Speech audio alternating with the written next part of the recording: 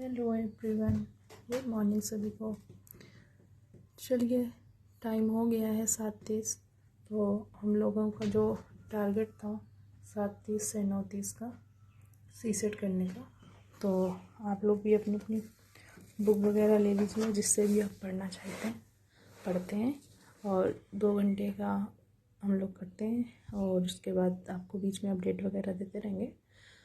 फिर 30 मिनट का ब्रेक लेके मिलते हैं आप सबसे। Okay, thank you. चलिए, टाइम हो गया है 10 बज गया है। अब हम लोग शुरू करते हैं अपना साइंस एंड टेक। तो इसमें हमारा टॉपिक है अंतरिक्ष, वही वो स्पेस टेक्नोलॉजी। चलिए फिर इसी को शुरू करते हैं।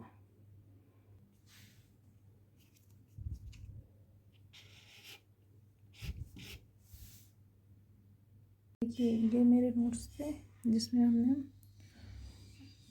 स्पेस टेक्नोलॉजी के बारे में पढ़ लिया। इसके बाद ये है जिसमें NDS CDS वगैरह सारे क्वेश्चन पूछे गए हैं, सेम टॉपिक है। और ये है UPSC का PYQ। तो हमको क्या करना है, रीडिंग उससे लगा लिए। अब इसके क्वेश्चन सॉल्व करते हैं और क्या इसमें जो एक्सप्लेनेशन दिया है उसको भी देखते हैं। उसमें से अगर कोई मेन पॉइंट मिलता है तो उसको नोट डाउन करेंगे। ओके, अब आपको बता देते हैं कि मतलब PYQ जो है प्रीवियस ईयर क्वेश्चन पेपर, उसका एनालिसिस कैसे करना है। अब जैसे ये क्वेश्चन दिया है कि चंद्रकक्षी मिशन सेलिन-1 निम्नलिखित में से किस एक का था, यानी पूछा गया किस देश ने वो किया था। तो ऑप्शन है C, मतलब जापान। अब आप ये देखिए कि ये पेपर था 8 का और ये करंट में रहा है 2007 में। तो आपको इस टाइप से देखना रहता है इसीलिए हम कह रहे थे कि साइंस एंड टेक ज़्यादा इम्पोर्टेंट हो जाता है। कि अब आपको 24 देना है तो 23 में और 24 के बीच में जितना भी करंट से रिलेटेड रहा है तो उसको भी हमें देखना है। और उससे अगर इस किसी भी देश का या कहीं किसी भी जगह का नाम आता है तो उसको आप मैप में भी हाईलाइट करिए, उसकी लोकेशन भी चेक कर लीजिए। और उस देश के बारे में थोड़ी सी बहुत जानकारी आप गूगल भी कर सकते हैं, या आपके पास नोट्स से वो कर सकते हैं। या उस देश में कुछ नई घटना हुई है, कोई PM CM बना है, या कोई प्रस्ताव, या भारत के साथ में कुछ समझौते हुए हैं। भले उसने मतलब अंतरिक्ष में कुछ भेजा था मगर वो करंट में रहा ना, उससे भारत के साथ में क्या लिंक। अगर आप इस टाइप से लिंक करके पढ़ेंगे तो जाहिर सी बात है आपको सारा कॉन्सेप्ट क्लियर रहेगा और फिर आपका पेपर भी अच्छा होगा। ओके, टाइम हो गया है 12 बज गया है। तो हम लोगों का टारगेट जो था करंट का, तो उसको शुरू करते हैं। हम तो अपना ये इंडिया ईयर बुक लिए 2024 की, इसको रीड करेंगे। प्लस मधुकर सर की क्लास है, उन्होंने इसी के सब टॉपिक लेके मतलब कराई हुई है। तो एक क्लास कर लेंगे और इसको रीड कर लेंगे, 2 घंटे में हो जाएगा। आप लोग भी जैसे कर रहे हैं वैसे करते रहिए। अगर इंडिया ईयर बुक लगता है आपको, वैसे इम्पॉर्टेंट तो है इसका, पिछले साल आपने देखा PT में क्वेश्चन से रिलेटेड, इसी वजह से हम भी इसको कंप्लीट कर रहे हैं और सर भी करा रहे हैं। अगर आपको भी सही लगता है तो आप भी कर लीजिए।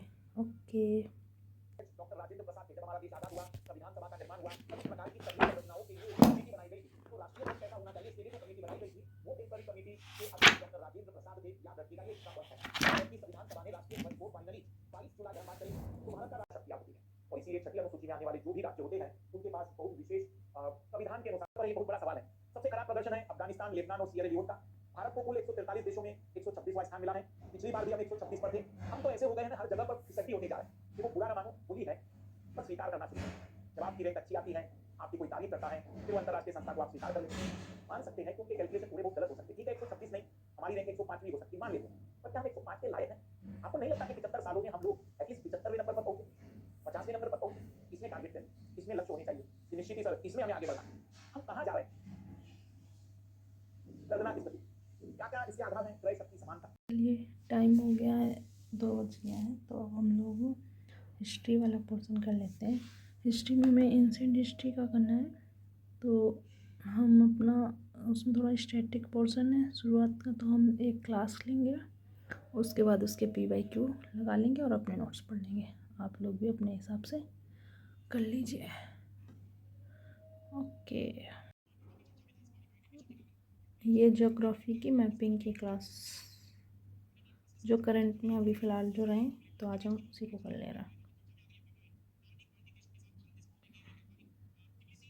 मैपिंग और इंडियन ज्योग्राफी में चैप्टर जलवायु से मेरा ज्योग्राफी का टारगेट कंप्लीट हो गया।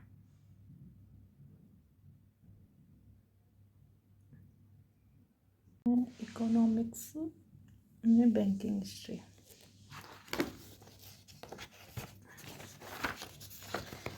तो बैंकिंग हिस्ट्री ये हम अभी कंप्लीट करते हैं इसको। इसके साथ ही मेरे सारे टास्क कंप्लीट हो जाएंगे और ऑप्शनल का है वो अपने हिसाब से ही करना, सबका अलग अलग ही है। तो इसकी हिस्ट्री का कर लेते हैं, इसके कुछ शॉर्ट नोट्स बना लेंगे, वो भी आप लोगों के साथ शेयर करेंगे। और इसके बाद इसके क्वेश्चन भी लगाने हैं हिस्ट्री के भी, बस टारगेट कंप्लीट।